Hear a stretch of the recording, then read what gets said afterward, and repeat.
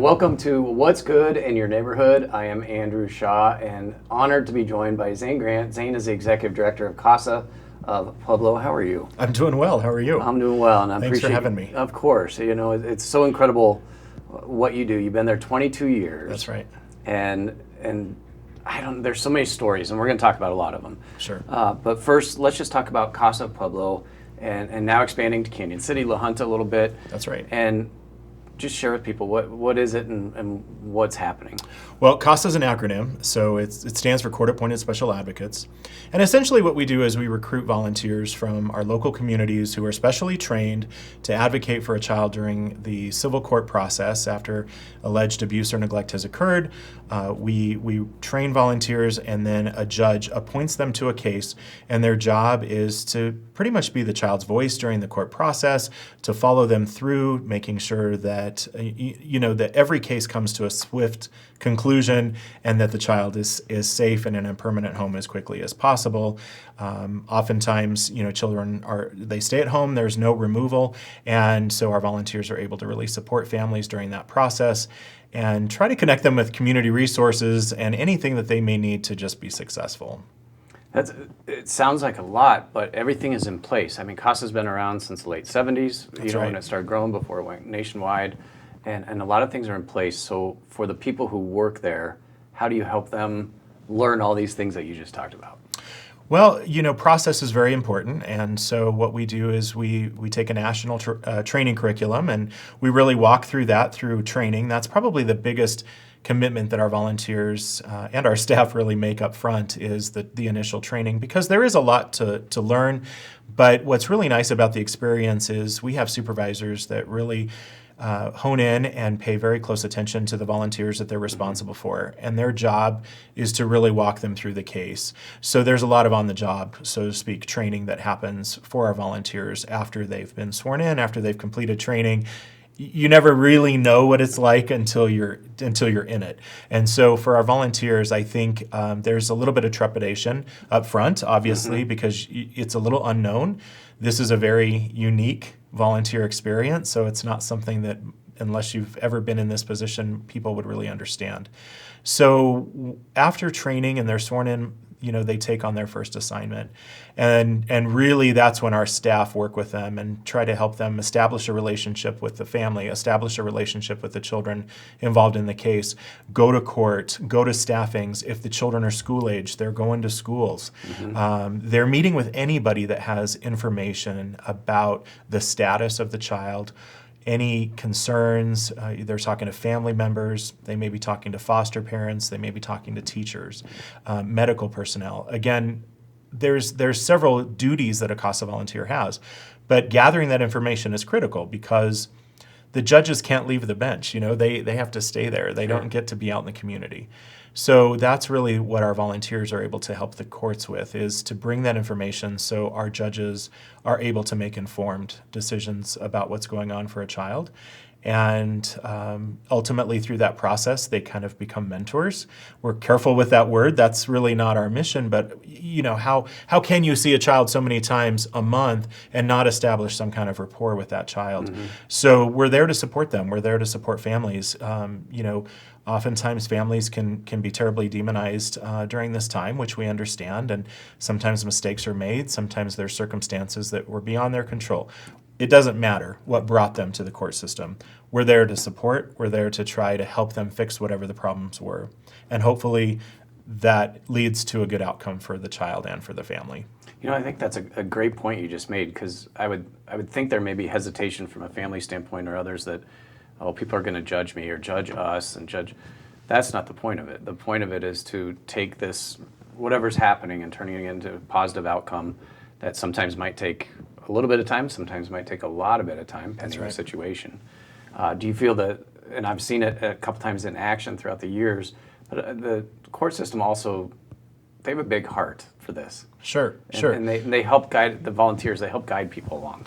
That's right. And I think, just knowing that you have that support from a community member, we like to tell people in our organization, to the families we work with and the people we come in contact with, that the Casa volunteer is the only one that's going home without a paycheck. They're the only ones that are there because there's some intrinsic value to them, usually their emotional connection to wanting to make life better for a child and their family.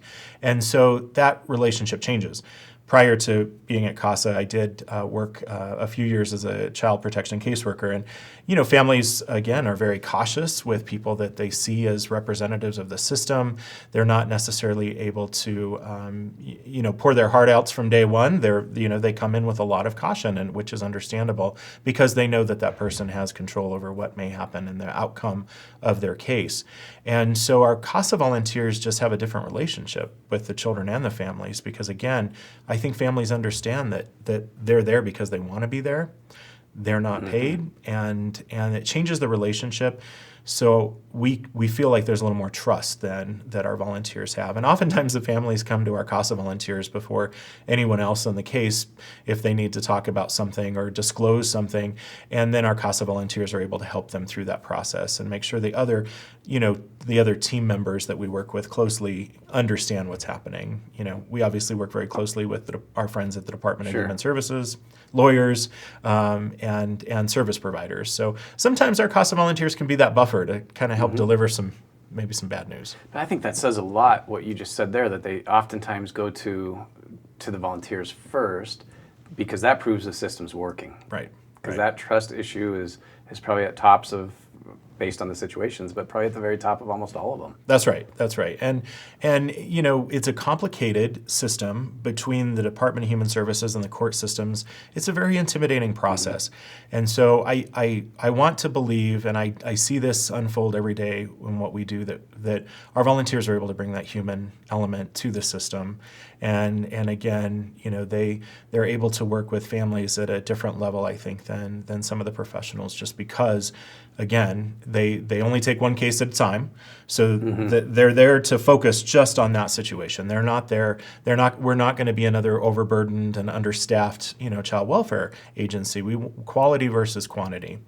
We want to make sure that the volunteers have the time to commit and to dedicate to that family situation and not be distracted by other things that might be going on. And what kind of time commitment?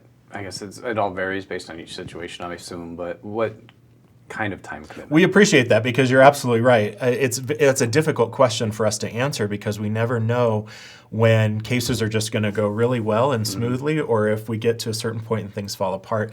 But by and large, on average, the biggest commitment, like I mentioned earlier, is the training. It's about a 38-hour pre-training.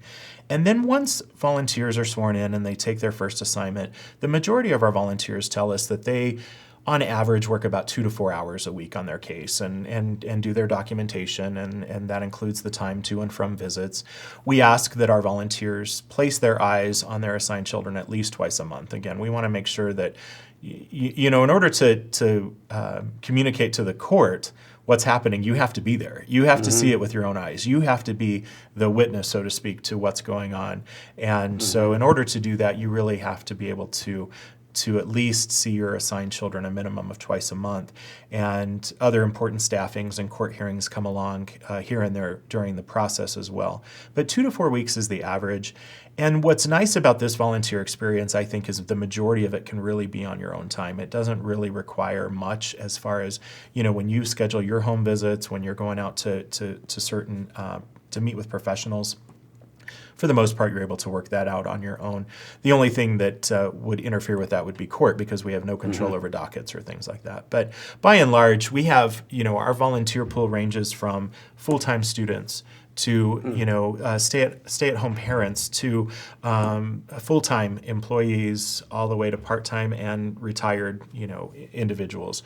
So we don't really have one particular makeup of what makes a great volunteer. I think what makes a great volunteer is somebody's commitment and passion and want and desire to be there for a child when they need us most. And having that big heart, and seeing the bigger picture, right? It is. It's a very humbling experience Yeah. for me as the director of the organization to come in and have the honor and pleasure of working with people that are willing to sacrifice personal time with their own families for the benefit of somebody else's child. That's an incredible thing. We're working with very sad situations. We're working with families that have very complicated lives. We're working with poverty. We work with domestic violence. We work with children who may be sexually or physically abused. We work with terribly neglectful situations. Right. We work with situations where parental substance use has interfered with their ability to parent. These are very difficult challenges. And so what we get a lot of times is we just don't know how you could do that. We don't know how you could do that. And the answer is when you watch our volunteers open themselves up and open their hearts up, it's a very easy thing to see. That says so much about, about you, about the organization, to be able to see there's so many, I don't know, almost like strains that can go out. For sure. For everybody. And what it could do to the volunteer too, but you have resources even for volunteers to help them That's right. understand that and be there for them, because some of the things, like you just mentioned, at a very minimal level, some of them can get pretty deep and pretty stuck in your head or your heart. And there's some trauma that goes along with that as well. Exactly. So you have 90 in Pueblo, you have about 90 active volunteers. That's right. That says so much. That's so awesome for the community. But wish list, could you use more? We can. So far in Pueblo, we've turned away 67 children because we didn't have a Casa volunteer. Again, quality versus quantity. So we still don't sacrifice our values and try to assign more volunteers to cases where they're just stretched thin. So we would love to see more volunteers. We have the capacity to serve more. Filings right now are up for our child welfare cases in Pueblo and have been for the last couple of years. Obviously, we have an office in La Junta. We have an office in Canyon City. So we reach 8 counties in southern Colorado, and that it's imperative. The volunteers are the face of our program. They're the ones that are doing the work. So without our volunteers, we don't have a program. We're very proud that we have a very active roster of a number of volunteers, but again, we could always use more advocates, and they don't wait long for a case because we do have a backlog of cases that we're trying to reach. So it's something that we're always we train 3 times a year. Okay, I was just going to ask, what if somebody wanted to get involved? 3 times a year, and we do a 1-hour orientation session typically before we do the training because we really want people to know what they're signing up for. We want you to understand that this is not a typical volunteer experience. We want you to know what we have in mind for your time and essentially how to execute the volunteer experience so it's the most fulfilling. And the way we do that is really through the training process and making sure people really understand what they're walking into. Part of the training includes a court observation, so they get to see court in action. They get to see the attorneys. They get to see other CASA volunteers. They see caseworkers that are, again, working hard for families to try to, find some resolution for them. But otherwise, volunteer recruitment is just an ongoing thing for us to continue to meet the demands of the families that are going through the court system. And casaofpueblo.org is one place to reach out to you. It's a great way to start because we do have, on our website, you can actually do the application process right from our website. We try to put as much as we can. We try not to overwhelm people with the information. We try to make it as succinct as possible. But if you start at our website and kind of click the volunteer tab, we've tried to give you as much as we can. And then again, my staff is so eager to talk to people. Just call the office. Any one of our 3 offices, you can call, reach out and say, I want to know more, and our staff wants to talk to you. So we try to make it as easy as possible. I think that's huge, and it shows the need too. Absolutely. That you have to do. So of your 90 plus volunteers and everybody who's doing so much to help these children and the families, how many of them stick around because they're like, this is pretty incredible? We have really, really good volunteer retention. Obviously, we lose volunteers annually to attrition. People move from the area. Life happens. Life happens, that's right. And there are things that pull people away from this volunteer experience, which is why we continue to recruit. But right now, I just looked at these numbers because our quarterly reports were due, and we have about a 4-year average of length of stay for our volunteers. So we're not losing them after just one assignment. I mean, these are individuals individuals that stay for multiple cases. We honor them. We try to celebrate them as much as we can. We recognize their contributions. We pick volunteers of the month, that kind of thing. We really want to showcase those volunteers that really understand what they've signed up for. They get it, and they keep coming back. And we throw curveballs at them every once in a while, but they come back, and I'm just really proud of that. And what, in the same breath, you see these children and these families working with them, and I'm sure you hear great things about the volunteers that way too. That's right. That's right. I mean, it's a unique situation because the accolades do come in, and but again, it's a very difficult time, and sometimes volunteers may feel that they're not doing enough or the system's not working fast enough. All of those things come into play. Holiday season, holiday drives. What do you have coming up? Christmas is obviously a very important time for our organization. Families, we try to. That's already a stressful time for families. We don't want to increase stress during the holidays. So we do a number of holiday drives. Again, reach out to the office, and we're happy to talk to you about the kinds of donations that we accept. We have several things that already happen in the community, so keep an eye on our Facebook page, and that's a good way to kind of understand what our needs are as an organization. We do accept new clothing, particularly now that we're going into the winter months. Warm clothes, gloves, hats. We have children that have to walk to school or stand at a bus stop. Those are very important items. And then obviously we want to alleviate as much stress on our families as possible for Christmas.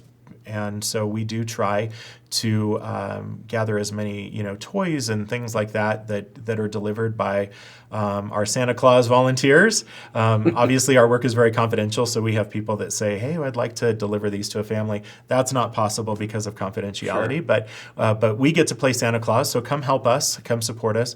And there's things that people don't always remember around the holidays. We have to wrap all of the presents that we get, so donations of wrapping paper, tape, scissors, all of that goes a long way. And we've got some fantastic groups, bank tellers, junior league. We have a bunch of people that come in and help us wrap. Yeah. That's right. And we don't just do for the child we're working with. We want to make sure that every child in that situation has something for Christmas. And so oftentimes there's cousins. There could be other foster children in the foster home. If we know of that child, we do for the entire family. And so oftentimes we're doing 400 to 500 children a year for Christmas in our organization. So that's what's good in the neighborhood. That's right. That is awesome. I love to hear that. It's been neat the last couple of years is, you see more and more families doing, instead of buying for themselves, or the children in those families are starting to see, hey, there's something maybe bigger than this. This is another great way to say, I want to sacrifice my PlayStation, ask them for a PlayStation, and let's use that money and let's go help somebody with Casa or something. We have that. It's incredible. Yeah. It's children helping children. Yes. It's a phenomenal thing when we see a child that comes in and says, "Here, I've saved my allowance," or "I don't want Christmas gifts this year. I want my family to donate to Casa."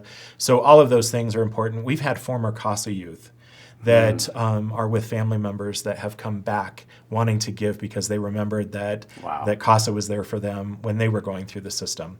So it's pretty incredible. Testament. Absolutely. Oh, I love to hear that. All right, so we need, on your Christmas wish list, we need people to just call and talk. I think the hardest thing for volunteers is to make that first step. Just call, get information. Call, find out. There are plenty, it's not always just one position. It can be certain things that they could help with. But 2 to 4 hours, maybe a month, plus maybe a court case here and there. That's right. And a small sacrifice to make a huge difference for these children and families. So that's your wish list. Let's get more people calling you. That's right. That's right. We just need our community members. All right, Zane, you're a great dude. You're a great dude. Thanks for Appreciate all that you do. CasaofPueblo.org. Make sure you go there, check it out, and be sure to go to KKTV's YouTube channel. Click on the podcast. You'll have more information from this there. And I just certainly wish you the best and keep doing what you're doing for others. We appreciate the station very much. Thank you. All right, take care. Thanks. Thank you.